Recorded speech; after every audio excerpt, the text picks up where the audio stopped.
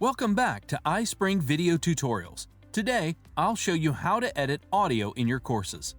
I'll begin by importing the audio into this new project by clicking Manage Narration on the toolbar.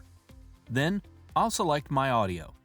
iSpring supports all the most popular audio formats, including WAV, MP3, and WMA. From here, you can import as many files as you like by selecting them and then clicking Open.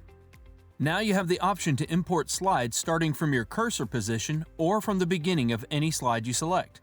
You can also click the Adjust Slide Duration button if you want to automatically adjust the duration of each slide to match your audio clip length. I'll manually adjust my slide length later. Click Insert to import your files. Now that all my files have been opened in the timeline, I am ready to edit them. But first, I'll quickly zoom out of this view of the timeline by adjusting this slider. There, now I can see my whole project. I'll begin by editing this first clip. To do this, I will right-click and select Edit Clip. This will open the audio editor for this clip. The first thing I'll do is use the Remove Noise functionality. This option is great for filtering out some of the ambient and background noise and making recording sound more professional. You can adjust the level of noise reduction in the settings here. Just like that. If your recording has uneven volume, it's very easy to fix by adjusting it. You can set the volume level for the entire recording or select a specific segment and change the volume only for that part. I want to increase the volume of my whole clip. See how the waveforms grow and shrink when we slide the bar?